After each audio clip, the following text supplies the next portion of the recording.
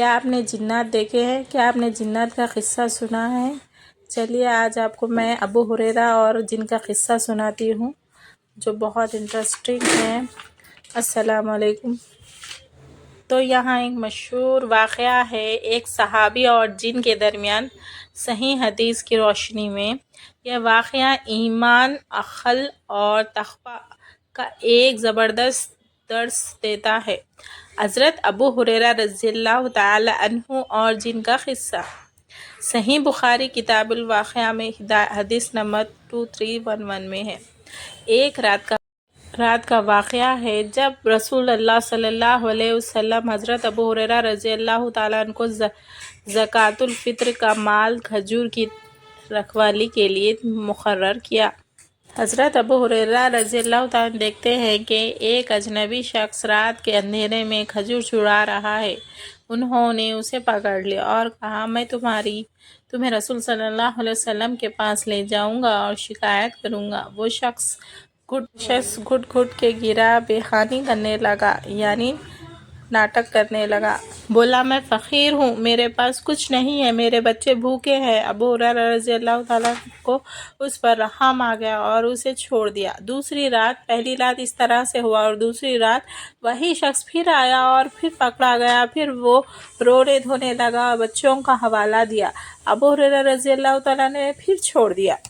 تیسری رات جب تیسری بار اسے پکڑا تو ابو ہریرہ رضی اللہ تعالیٰ نے کہا، اب تو میں تمہیں ضرور رسول صلی اللہ علیہ وسلم کے پاس لے جاؤں گا۔ تب اس شخص نے کہا، میں تمہیں ایک ایسی بات بتاتا ہوں جو تمہارے لیے فائدہ مند ہوگی۔ رات کو سونے سے پہلے آیت الکرسی سورہ بقرہ 255 پڑھ لینا تو اللہ تمہارے اوپر ایک حفاظت کرنے والا فرشتہ مقرر کر دے گا اور شیطان تمہارے قریب نہیں آئے گا۔ ابو ہریرہ رضی اللہ تعالیٰ نے اسے چھوڑ دیا۔ صبح جب انہوں نے یہ بات رسول صلی اللہ علیہ وسلم کو بتائی تو نبی کریم صلی اللہ علیہ وسلم مسکرا دیے اور فرمایا، وہ جھوٹا ہے لیکن اس نے اس مرتبہ سچ کہا۔ کیا تمہیں معلوم ہے وہ شخص کون تھا؟ وہ شیطان تھا۔ صحیح بخاری میں روایت کی گئی ہے یہ حدیث۔ تو دوستو، اس قصے سے کیا نصیحت ملتی ہے ہمیں؟ جن اور شیطان انسانی صورت میں آ سکتے ہیں۔ دوسرا، آیت الکرسی ایک بے پناہ حفاظت کا ذریعہ ہے۔ تیسرا، نبی کریم صلی اللہ علیہ وسلم نے بھی اس قصے کی تعلیم کیا کرتے تھے، اس لیے یہ صحیح اور مقبول واقعہ ہے۔ چوتھا، ایمان اور علم دونوں ضروری ہے۔ ابو ہریرہ رضی اللہ تعالیٰ نے علم حاصل کیا اور اسے عمل میں لایا تو اس کا نتیجہ بھی انہوں نے دیکھا۔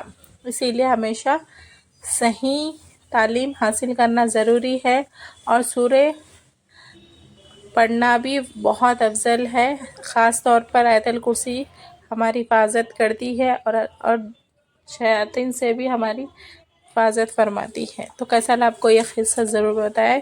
جزاک اللہ خیر۔ اللہ حافظ۔ السلام علیکم۔